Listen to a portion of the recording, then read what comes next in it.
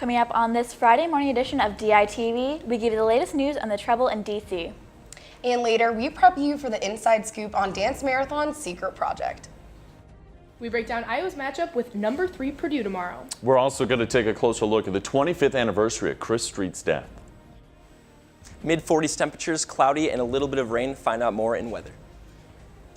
All that and more coming right up. Don't go anywhere because DITV starts right now.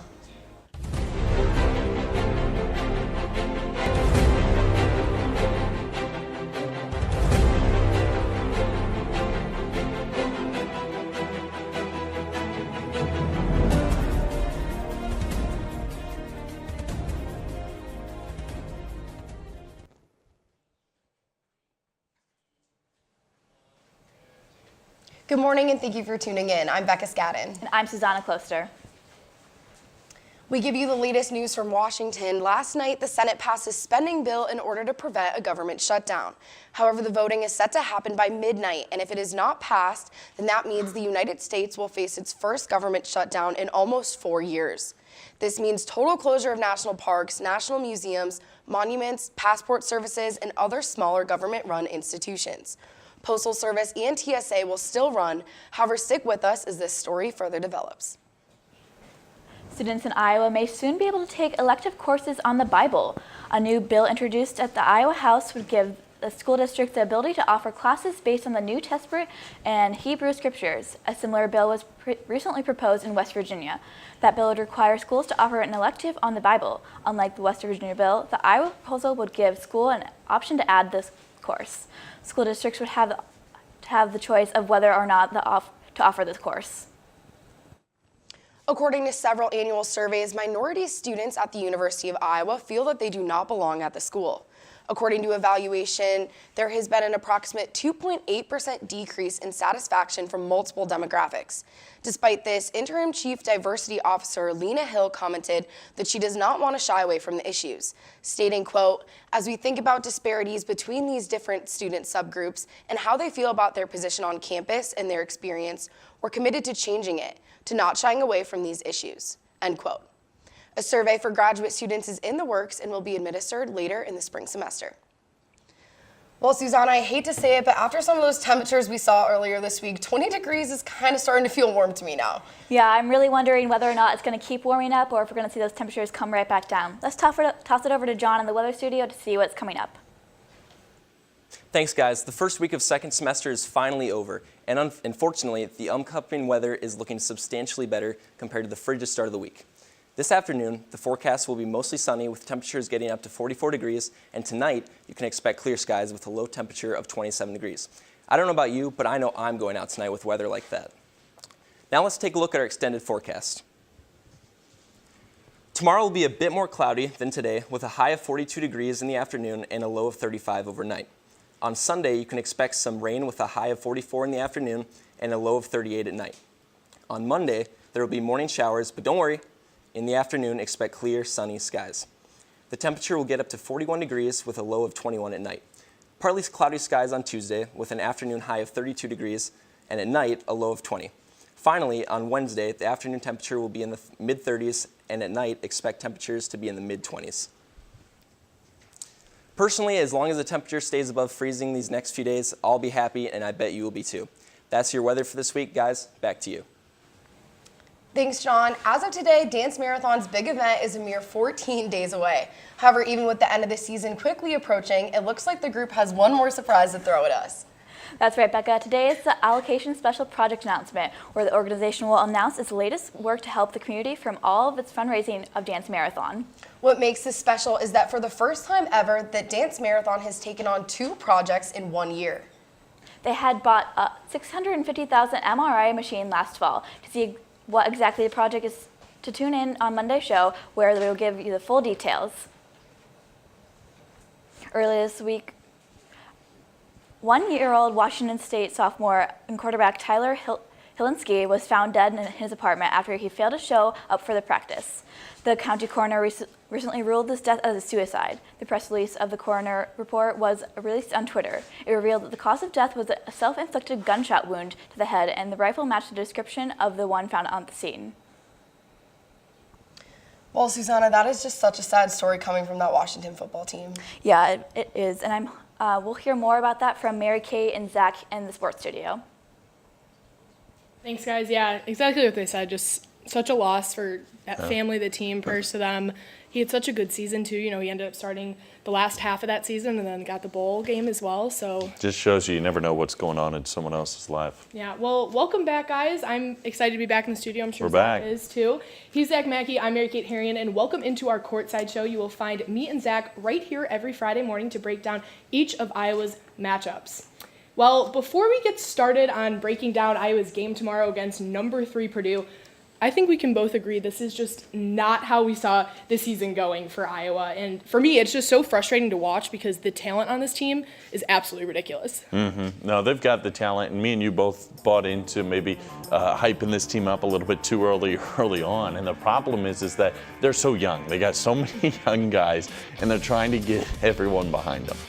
Honestly, I mean, I did think that this was going to be a lot better season than it was, but I didn't think it was going to be like the year for this team. I've been saying that kind of from the beginning.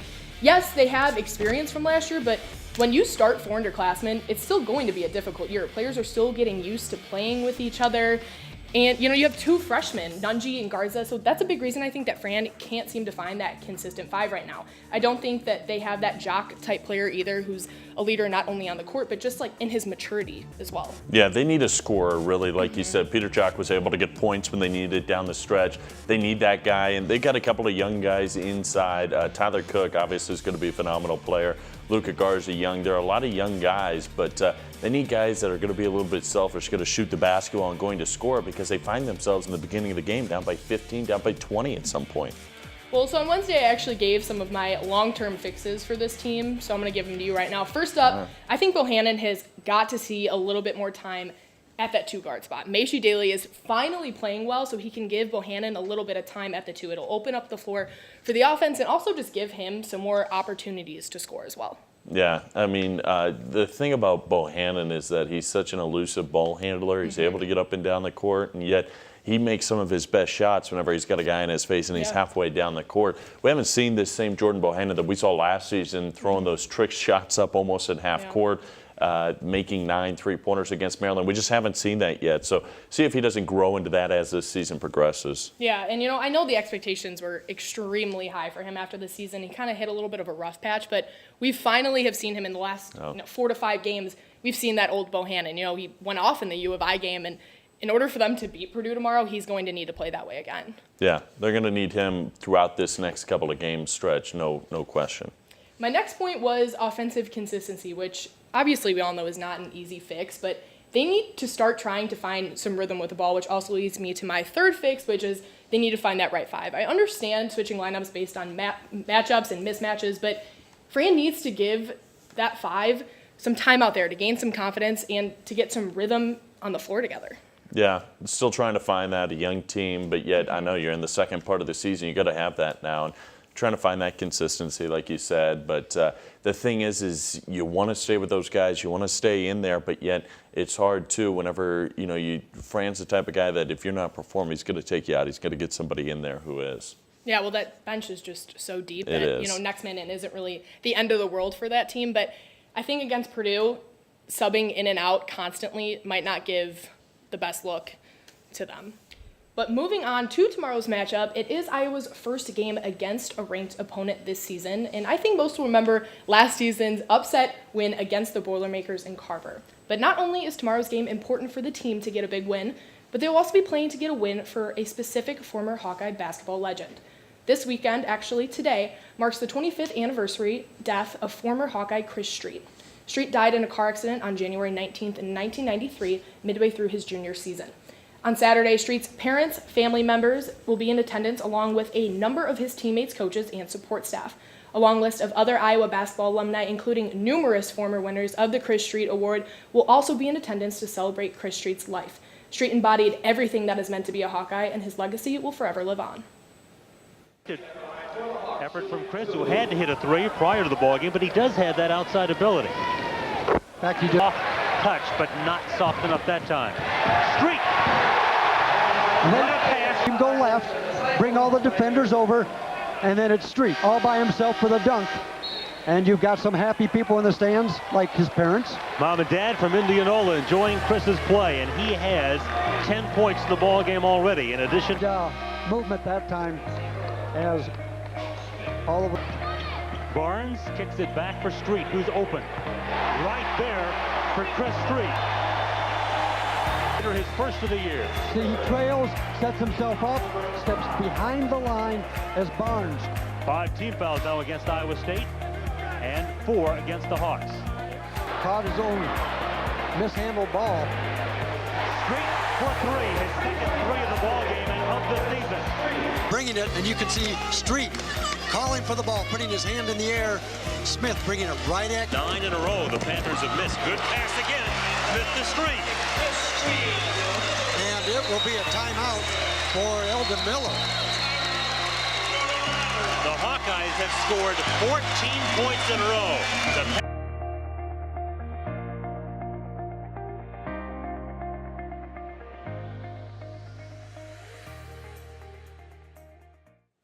Hawkeye players will wear Chris Street shooting shirts during the pregame warm-ups. The Iowa coaching staff will wear pins, and Chris Street's number 40 jersey will cover an empty chair on the Hawkeye bench.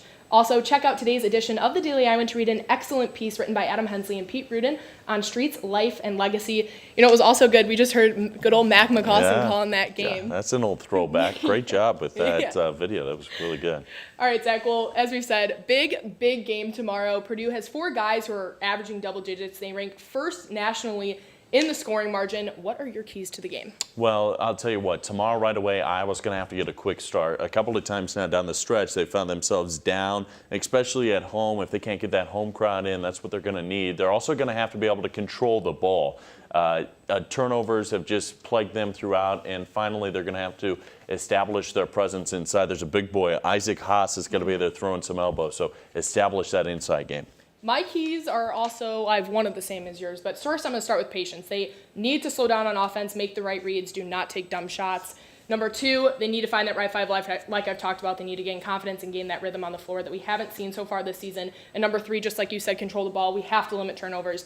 They just forced 20 turnovers in their win against Wisconsin on Tuesday, so Iowa's got to come out strong. They got to take time with the ball on Big offense opponent as well. coming up, man. All right, well, that's it for us. Iowa will take on number 3 Purdue at 11 a.m. tomorrow inside of Carver Hawkeye Arena on ESPN. Going to be a good matchup. We'll send it back over to you at the desk. Thanks, guys. Last semester, we here at DITV were proud to bring in the ICAC Animal of the Week. This was reserved for that one special animal at the Animal Care and Adoption Center who is ready to meet their new family. We met a lot of great animals over those months, and as of today, we can announce that every single one of our featured 4-legged friends have been adopted. I'm happy to hear that, Becca, but I'm even more happy to announce that the segment has been moved permanently to the Friday morning broadcast. And it's a good thing, too, because that means I get to introduce the shelter's resident golden girl, Pretty Girl. Pretty Girl really lives up to her name. She's a senior terrier mix at 6 years who is very special. As you might be able to see, she is blind and deaf. This means that she requires a permanent home with no stairs and a strict yet fair routine, since she has a little trouble with change. Additionally, she does not enjoy being restrained, especially in an overly harsh way.